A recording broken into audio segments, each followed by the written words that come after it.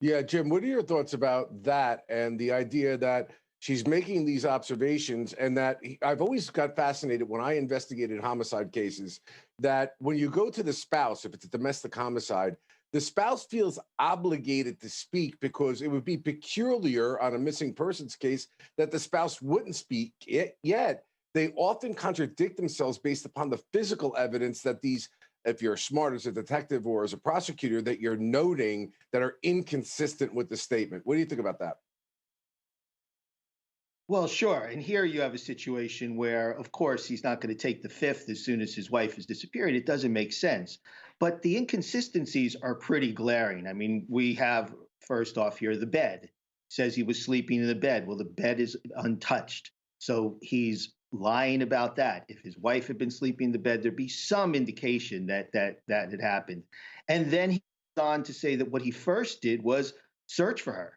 Well, I don't think it's been established through this witness, but he said that he searched at a gas station. Well, they have video at that gas station. He wasn't there. He said he called her several times. Phone records don't bear that out. So it's very dangerous for a person when somebody comes up missing to speak with the police. And if you're going to speak with the police, make sure you're telling the truth. The fact that he's lying about it from the get-go does have some indication of guilt here. And to Bernard's point, maybe it should have been a crime scene right away instead of just a missing persons report so that forensic evidence could have been taken in a timely fashion.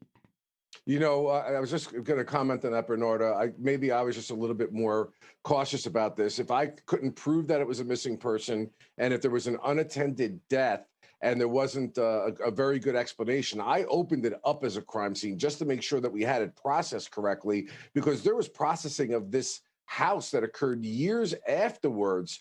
Because even though he had strange and squirrely statements, even though it didn't make sense that all of her stuff was there, I mean, processing a crime scene 2 years later, not to mention the statements that he's given that implicated himself, is really not the best practices in terms of an investigation, don't you think?